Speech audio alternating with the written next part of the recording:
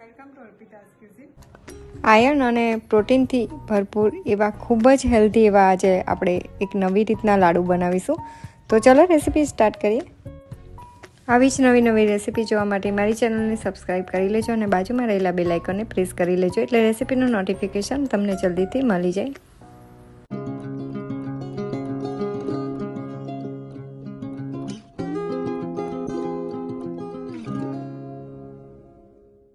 તો ઇન્ગ્રેડિયન્ટ્સમાં આપણે 1 કપ જેટલો મખાના લેવાના છે, 1 કપ રોસ્ટેડ ચણાની દાળ અને 2 ચમચી જેટલા કાજુ અને બદામ લેવાના છે. તો મખાનાને આપણે શેકીને આ રીતે તેને પીસી લેવાનું. તો આ રીતે મખાનાનો આ રીતનો પાવડર કરી લેવાનો. તો મખાનાને જ્યારે પીસીએ તેની પહેલાં તેને સારી રીતે 2 થી 3 મિનિટ માટે એકદમ ધીમા ગેસ ઉપર તેને શેકી લેવાના છે. શેક્યા પછી જ તેને આ રીતે પીસવાના છે. તો હવે બાકીના મખાનાને પણ આપણે પીસી લેવાના છે અને તેનો પાવડરને આ રીતે એક વાસણમાં કાઢી લઈશું. તે જ મિક્સર જારમાં આપણે રોસ્ટેડ ચણાની દાળને પીસી લેવાની છે.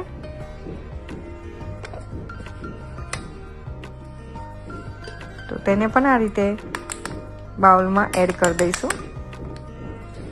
હવે ડ્રાય ફ્રૂટને આપણે પીસી લેવાના છે અને તેને પણ તેમાં જ એડ કરી દેવાનું છે. તો ડ્રાય ફ્રૂટ તમે તમારા ટેસ્ટ પ્રમાણે વધારે ઓછી એડ કરી શકો છો. તો ગેસ ઉપર એક પેન રાખી દઈશું.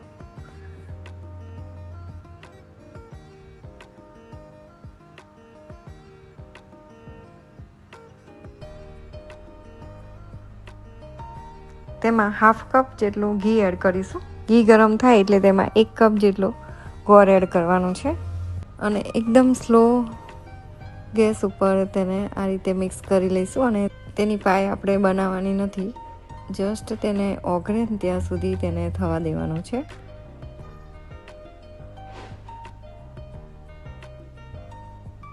તો એકદમ કડક ના થાય તેનું ખાસ ધ્યાન રાખવાનું. ગેસ ઓફ કરી દઈશું અને તે જ બીજા પેનમાં આપણે ઘી એડ કરીશું. તો ગોળ ઓગાળ્યો હતો તેને આપણે સાઈડમાં રાખી દેવાનું છે. થોડો ઠંડો કરી લઈશું.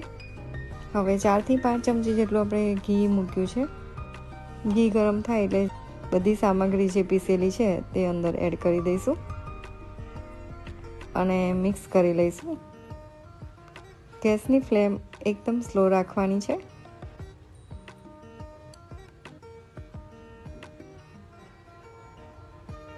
અને આ બધી સામગ્રીને આપણે શેકી લેવાની છે.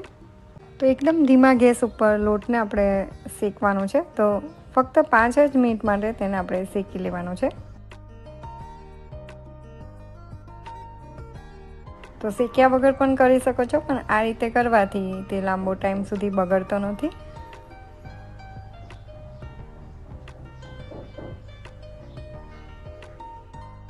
તો ઘીનું પ્રમાણ તમે વધારે લેવું હોય તો લઈ શકો છો. તો ગેસ ઓફ કરી દેવાનો અને તેને થોડું ઠંડુ કરી લઈશું. તેમાં ઇલાયચી, જાયફળ પાવડર એડ કરીશું અને તેને મિક્સ કરી લેવાનું છે. એકદમ સરસ ઠંડુ થઈ જાય એટલે તેમાં ગોળને પણ ઠંડો કરીને પછી એડ કરી દઈશું. એટલે લાડુ વાળીએ તો હાથમાં દજાવાય નહીં અને એકદમ સરસ રીતે લાડુ વરાય છે.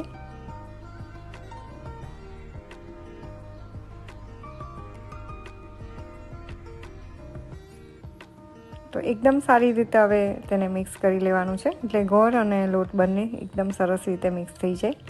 તો આ રીતે તેને હાથથી મસળીને એકદમ સારી રીતે મિક્સ કરી લેવાનું છે.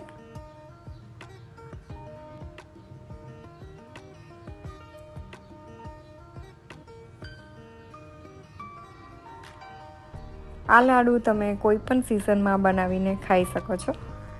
તો હવે તેમાંથી આપણે લાડુ બનાવવાના છે. તો આ રીતે તેને કોઈ પણ સાઈઝના તમે નાના મોટી લાડુ બનાવી શકો છો. તો આ રીતે હાથથી દબાવીને એકદમ સરસ મજાના આપણે લાડુ બનાવીશું.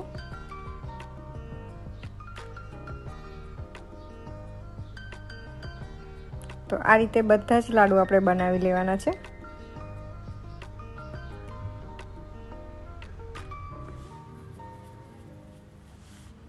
ખૂબ જ હેલ્ધી અને પ્રોટીનથી ભરપૂર એકદમ અલગ જ રીતે અને ફટાફટ બની જાય તેવા આપણે આ લાડુ બનાવ્યા છે.